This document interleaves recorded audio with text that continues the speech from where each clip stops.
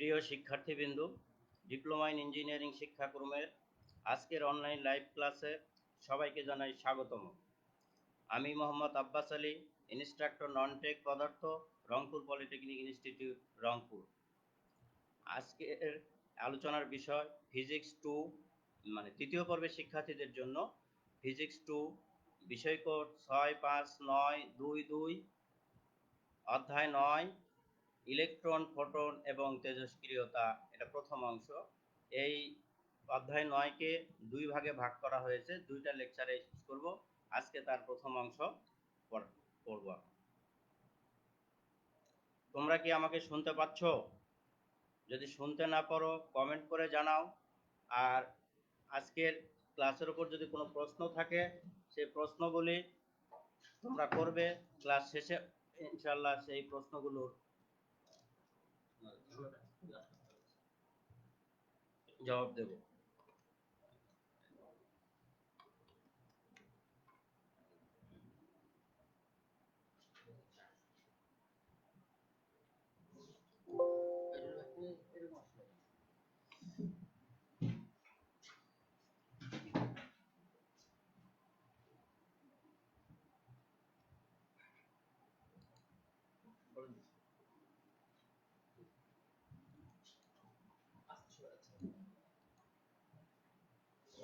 আজকের আলোচনায় যা থাকছে: ক্ষরণ নলের সংজ্ঞা, ক্যাথোড রশ্মির সংজ্ঞা, ক্যাথোড রশ্মির ধর্ম ও ব্যবহার, এক্স রশ্মির সংজ্ঞা, ধর্ম ও ব্যবহার, আলোক তড়িৎ ক্রিয়া, আইনস্টাইনের আলোক তড়িৎ সমীকরণ প্রতিপাদন, তেজস্ক্রিয়তার সংজ্ঞা ও বৈশিষ্ট্য।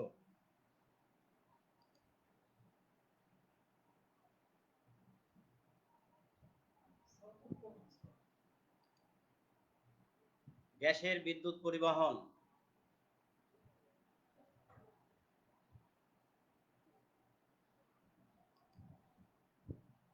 সাধারণত এনটিপিতে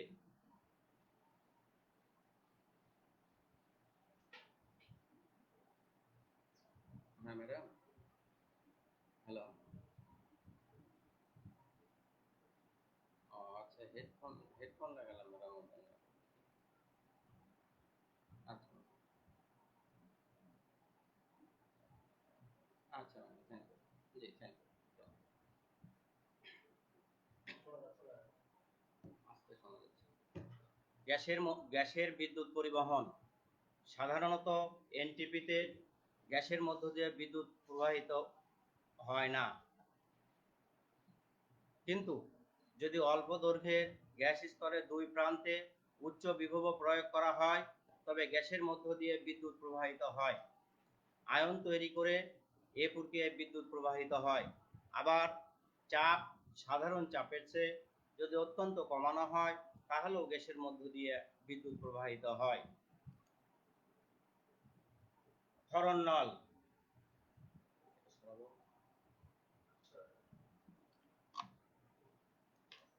ক্ষরণ নল গ্যাসের মধ্য দিয়ে নিম্ন চাপে গ্যাসের মধ্য দিয়ে বিদ্যুৎ ক্ষরণের ফলাফল পর্যবেক্ষণের জন্য যে যন্ত্র ব্যবহার করা হয় তাকে ক্ষরণ নল বলা হয়। এই চিত্রে ক্ষরণ নল দেখানো হয়েছে। ক্ষরণ নল একটি বিশেষভাবে তৈরি কাচের নল।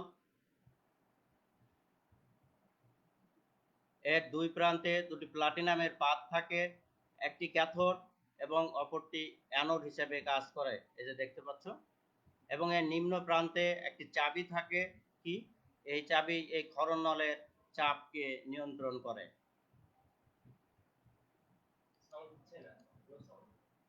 ক্যাথোড রশ্মি। ক্ষরণ নলের বায়ুর চাপ কমে 10⁻³ মিলিমিটার থেকে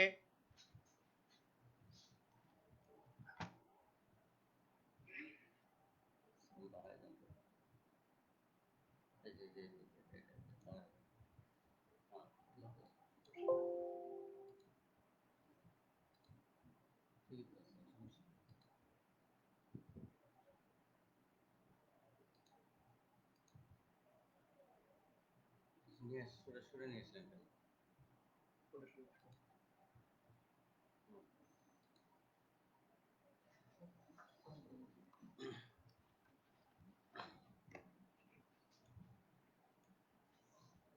আবারও বলছি, দুঃখিত, একটু আমাদের সমস্যা হচ্ছিল।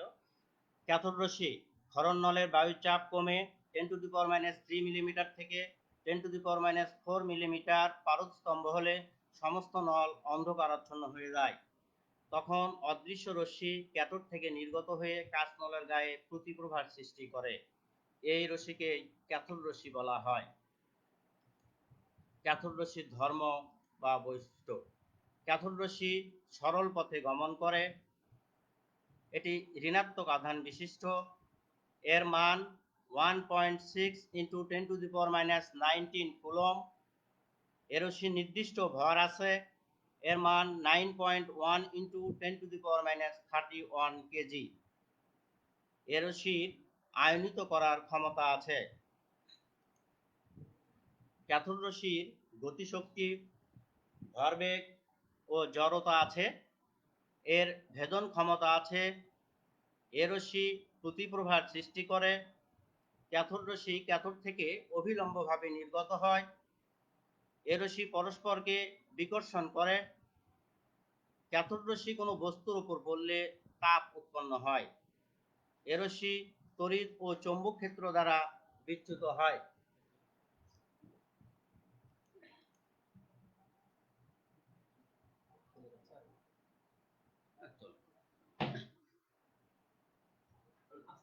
ক্যাথোড রশ্মির ব্যবহার: ক্যাথোড রশ্মি সাধারণত ইলেকট্রনের ভর, আধান এবং ইএম নির্ণয়ের ক্ষেত্রে ব্যবহৃত হয়। ক্যাথোড রশ্মির সাহায্যে ইলেকট্রনের আধান, ভর এবং আপেক্ষিক আধান অর্থাৎ ইএম নির্ণয় করা যায়। রঞ্জন রশ্মি বা এক্স রে উৎপাদনে ক্যাথোড রশ্মি ব্যবহার করা হয়।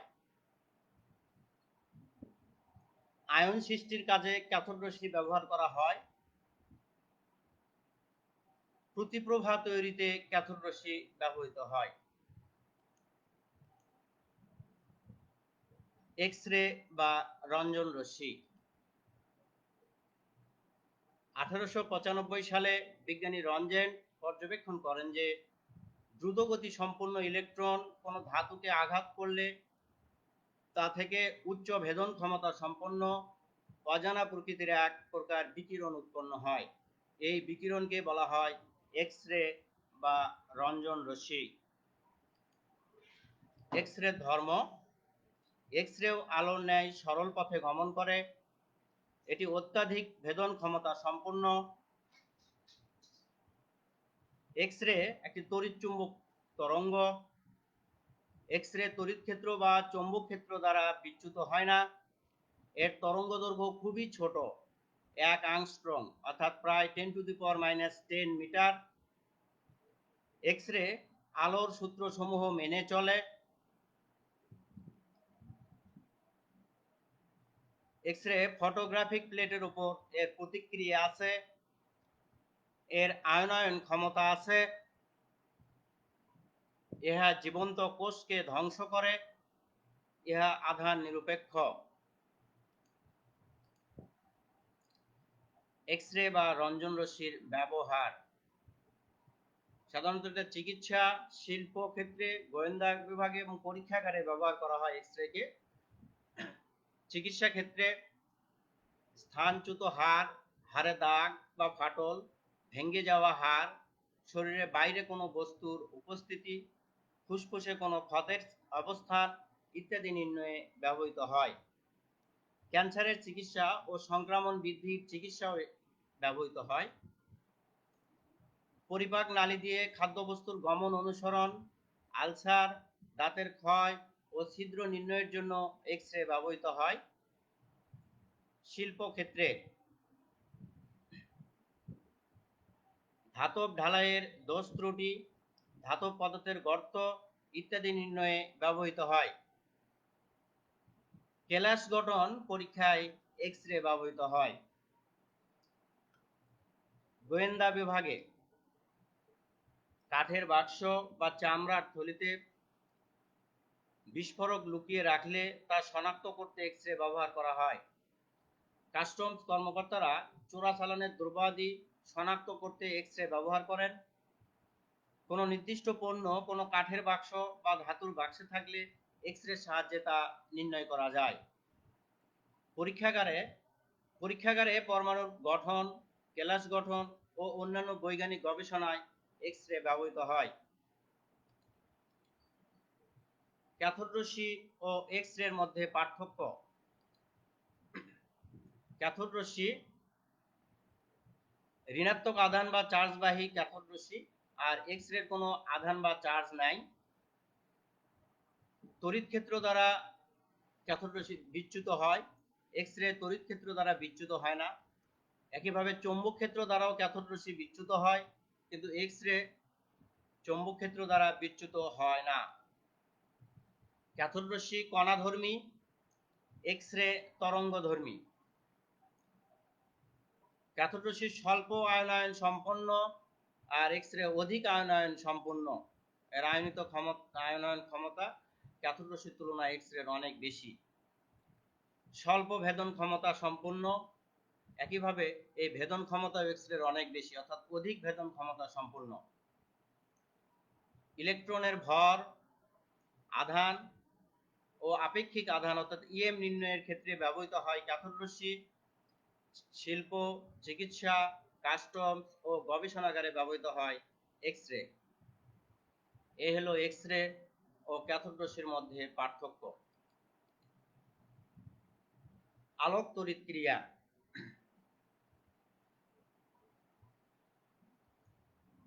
বিখ্যাত বিজ্ঞানী আলবার্ট আইনস্টাইন এই আলোক তড়িৎ ক্রিয়া ব্যাখ্যা করেন এবং সমীকরণ প্রদান করেন। আলোক তড়িৎ ক্রিয়াটা হলো যে কোনো ধাতব পাতের উপরে নির্দিষ্ট কম্পাঙ্ক ও তরঙ্গ দৈর্ঘ্যের আলোক রশ্মি আপতিত হলে ধাতব পাত হতে ইলেকট্রন নির্গত হয় তথা বিদ্যুৎ উৎপন্ন হয়।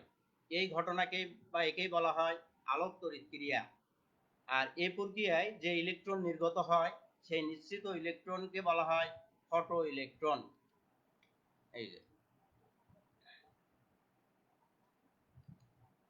আইনস্টাইনের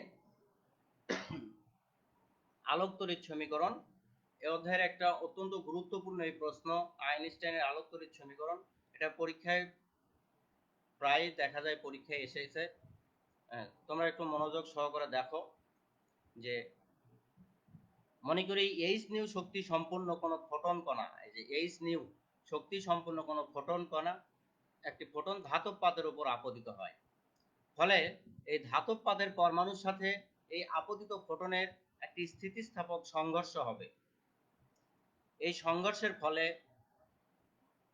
ধাতব পাতের পরমাণু এই ফোটনের শক্তি শোষণ করবে এবং এই শক্তিটি দুইভাবে ব্যয়িত হবে। শক্তির একটি অংশ ইলেকট্রনকে মানে পরমাণুর বন্ধন হতে, এই পরমাণুর নিউক্লিয়াসের বন্ধন হতে মুক্ত করবে এবং অপর অংশ ইলেকট্রনকে ভি বেগে নির্গত মানে অপর একটি অংশ ইলেকট্রনকে ভি বেগে নির্গত করে আর কি। এই যে আবারও বলছি যে মনে করি এইচ নিউ শক্তি বিশিষ্ট একটি ফোটন কোনো ধাতব পাতের পরমাণুর উপর আপতিত হয়, ফলে আপতিত ফোটনের সাথে ধাতব পাতের পরমাণুর একটি স্থিতিস্থাপক সংঘর্ষ হবে। এই সংঘর্ষের ফলে পরমাণু ফোটনের সমুদয় শক্তি শোষণ করবে এবং কোনো শক্তি স্থানান্তরিত হবে না। এই শক্তির কিছু অংশ ইলেকট্রনকে নিউক্লিয়াসের আকর্ষণ হতে মুক্ত করতে ব্যয় হবে এবং অবশিষ্ট অংশ বা অবশিষ্ট শক্তি নিয়ে ইলেকট্রন ভি বেগে নির্গত হবে। এখন ইলেকট্রনের ভর এম হলে গতিশক্তি হবে হাফ এম ভি স্কোয়ার এবং ইলেকট্রনকে মুক্ত করতে ব্যয়িত শক্তি যদি ডাব্লিউ হয়, তবে শক্তির নিত্যতা সূত্র অনুসারে আমরা পাই এই যে এইচ নিউ মোট শক্তি, এটাকে দুই ভাবে ব্যয়িত হয়েছে। একটি হাফ এম ভি স্কোয়ার বেগে ইলেকট্রন নির্গত হচ্ছে, অপরটি ইলেকট্রনকে নিউক্লিয়াসের বন্ধন হতে মুক্ত করতে ব্যয়িত শক্তি ডাব্লিউ, বা হাফ এম ভি স্কোয়ার সমান সমান এইচ নিউ মাইনাস ডাব্লিউ। এখন যদি ইলেকট্রনের বন্ধন শক্তি ন্যূনতম হয়, অর্থাৎ ইলেকট্রনের বন্ধন শক্তি যদি খুবই কম হয়, সবচেয়ে যখন কম হবে তখন গতিশক্তি সবচেয়ে বেশি হবে, কারণ শক্তির আমরা জানি শক্তির নিত্যতার সূত্র থেকে শক্তির সৃষ্টি বা নাশ নাই, শুধু স্থানান্তর হয় মাত্র। তাহলে এখানে যদি ইলেকট্রনকে মুক্ত করতে খুব কম শক্তি লাগে, সবচেয়ে কম শক্তি লাগে, তাহলে এই গতিশক্তি হবে সর্বোচ্চ। এটাই বলা হচ্ছে যে এখন ইলেকট্রনের বন্ধন শক্তি যদি ন্যূনতম হয়, অর্থাৎ ডাব্লিউ নট ধরা হয়েছে, বলে গতিশক্তি সর্বাধিক হবে। গতিশক্তি হবে তখন half M V square max বা ম্যাক্সিমাম হবে। তখন সমীকরণ 1 হতে আমরা লিখতে পারি যে half M V square max সমান সমান H nu minus W naught. এখানে সমীকরণ 1 অর্থাৎ হাফ এম ভি স্কোয়ার সমান এইচ নিউ মাইনাস ডাব্লিউ, এবং সমীকরণ 2 half M V square V max square equal H nu minus W naught. এই দুই সমীকরণ দুটাকেই বলা হয় আইনস্টাইনের আলোক তড়িৎ সমীকরণ।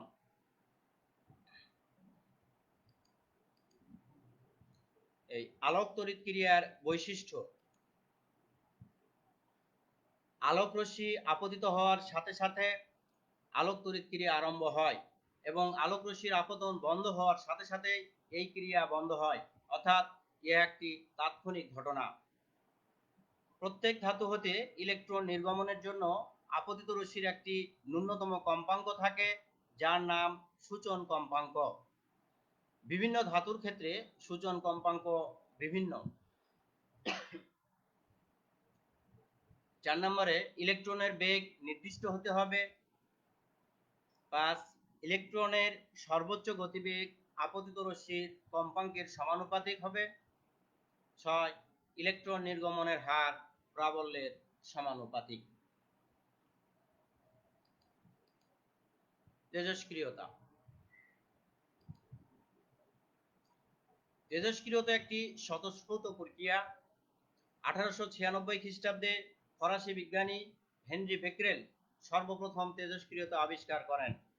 তিনি লক্ষ্য করেন যে ইউরেনিয়াম হতে স্বতঃস্ফূর্তভাবে অনবরত এক প্রকার রহস্যজনক রশ্মি নির্গত হতে থাকে। যে সকল পদার্থের পারমাণবিক সংখ্যা 82 এর অধিক, সাধারণত তাদের ক্ষেত্রে এই প্রক্রিয়া ঘটে থাকে।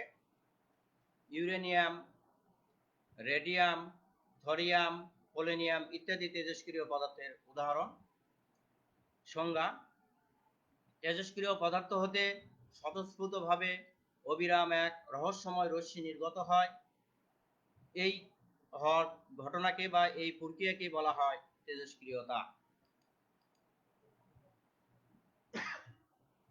তেজস্ক্রিয়তার বৈশিষ্ট্য: যে সকল মৌলের পারমাণবিক সংখ্যা 82 এর অধিক, সে সকল পদার্থ তেজস্ক্রিয়তা প্রদর্শন করে। তেজস্ক্রিয়তা একটি স্বাভাবিক ও স্বতঃস্ফূর্ত ঘটনা। তাপমাত্রা বা চাপের পরিবর্তন বা পারিপার্শ্বিক কোনো বিকিরণ, বিদ্যুৎ বা চৌম্বক ক্ষেত্র বা বাহ্যিক যে কোনো বল তেজস্ক্রিয়তাকে প্রভাবিত করতে পারে না। তেজস্ক্রিয়তার বিকিরণ ধন চার্জযুক্ত কণা, ঋণ চার্জযুক্ত কণা এবং বিদ্যুৎ চুম্বকীয় তরঙ্গের প্রবাহের সমষ্টি, অর্থাৎ আলফা কণা, বিটা কণা এবং গামা কণার, অর্থাৎ আলফা বিটা গামার সমষ্টি। ইহা একটি নিউক্লিয় ঘটনা। তেজস্ক্রিয়তার ফলে নতুন মৌলের সৃষ্টি হয়। তেজস্ক্রিয়তা ধর্মের উৎপত্তি স্থল পদার্থের নিউক্লিয়াস। জীবন্ত কোষের পক্ষে তেজস্ক্রিয় বিকিরণ ক্ষতিকর।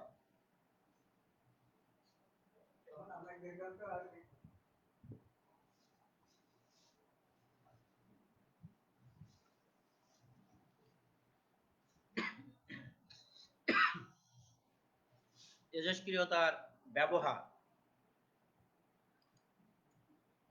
তেজস্ক্রিয়তা চিকিৎসা ক্ষেত্রে ব্যবহৃত হয়।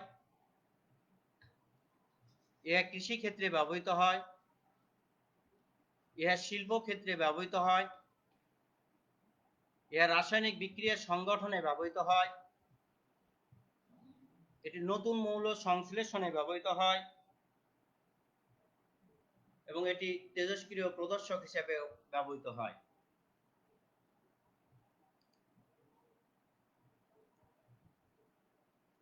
তেজস্ক্রিয় রশ্মি: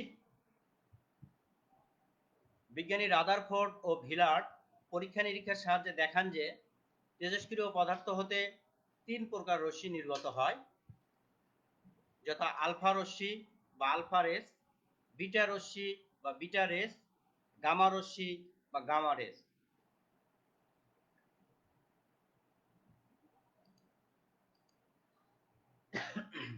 এখন আমরা আলফা, বিটা, গামা এই এদের বৈশিষ্ট্য, ধর্ম বা বৈশিষ্ট্যগুলো আমরা দেখব।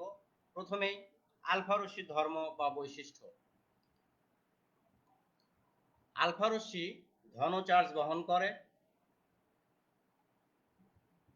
এর মান 3.2 × 10⁻⁻19 কুলম।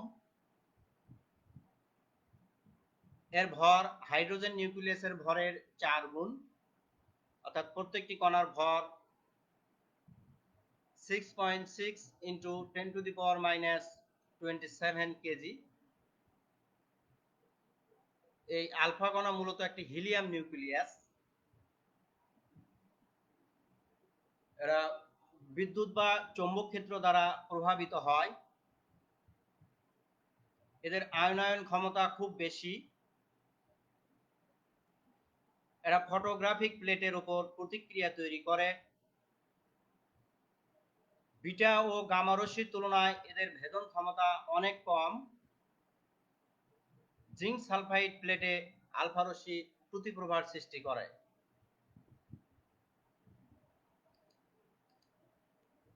বিটা রশ্মির ধর্ম। বিটা রশ্মির ভর আছে, এর ভর একটা ইলেকট্রনের ভরের সমান, অর্থাৎ 9.1 × 10⁻31 কেজি। এই বিটা রশ্মি ঋণাত্মক চার্জ বহন করে, অর্থাৎ এর চার্জের মান একটি ইলেকট্রনের চার্জের সমান 1.6 × 10⁻19 কুলম। ফটোগ্রাফিক প্লেটের প্রতিক্রিয়া সৃষ্টি করে।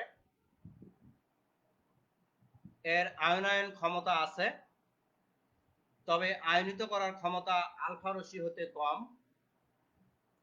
এদের ভেদন ক্ষমতা আছে, তবে আলফা রশ্মি অপেক্ষা এদের ভেদন ক্ষমতা বেশি। এ রশ্মি প্রতিপ্রভার সৃষ্টি করে। বৈদ্যুতিক ক্ষেত্র দ্বারাও প্রভাবিত হয় এবং চৌম্বক ক্ষেত্র দ্বারাও এ রশ্মি প্রভাবিত হয়।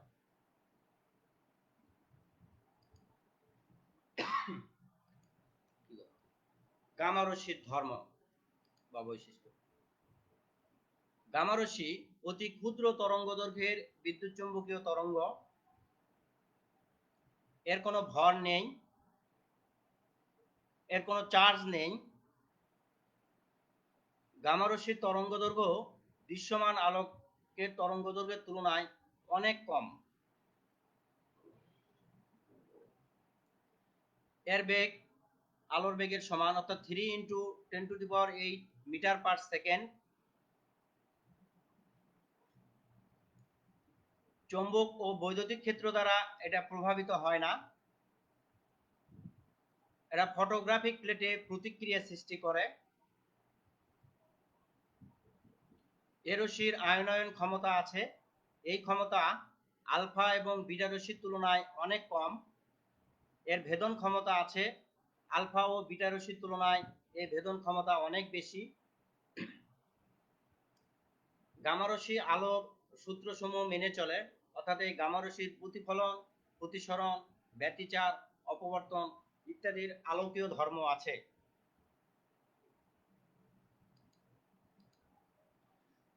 প্রশ্ন উত্তর আমি এখন দেখছি তোমাদের কোনো প্রশ্ন আছে কিনা। প্রশ্ন থাকলে সেই প্রশ্নগুলোর উত্তর দেওয়ার চেষ্টা করছি।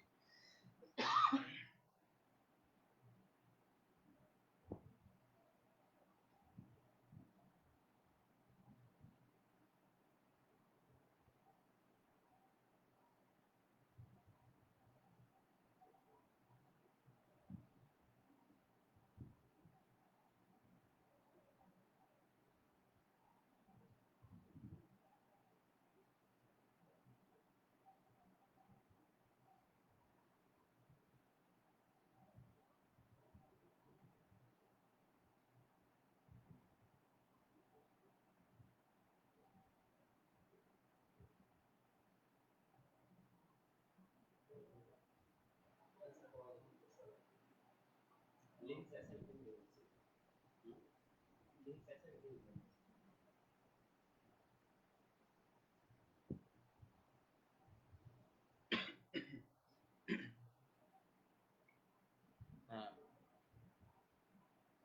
তেমন কোনো প্রশ্ন পাচ্ছি না আমি উত্তর দেওয়ার মতো।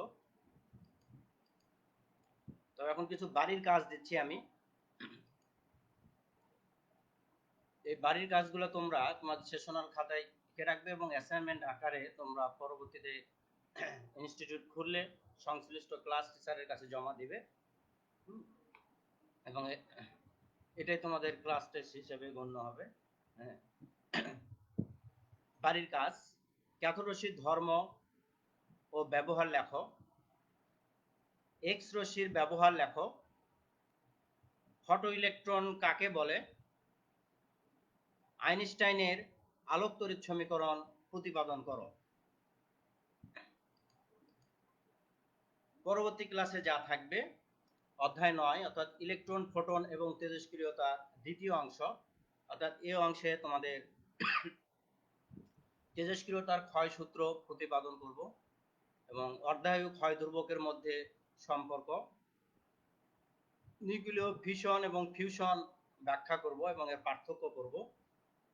আর এই নবম অধ্যায়ের গাণিতিক সমস্যাগুলোর সমাধান করার চেষ্টা করব ইনশাআল্লাহ। এই ভিডিওটি পুনরায় দেখতে ভিজিট করুন দক্ষতা বাতায়ন অথবা www.skills.gov.bd তে। তো ধন্যবাদ সবাইকে। পাশাপাশি এই ধরনের ক্লাস করার সুযোগ করে দেওয়ার জন্য কারিগরি শিক্ষা অধিদপ্তর এবং A2I তারা বিভিন্নভাবে কারিগরি সহায়তা দিয়ে মানে ক্লাস নেওয়ার ক্ষেত্রে সহযোগিতা করছে, তাদেরকে ধন্যবাদ জানিয়ে আজকে এখানেই শেষ করছি। আগামী ক্লাসে আবার দেখা হবে ইনশাআল্লাহ।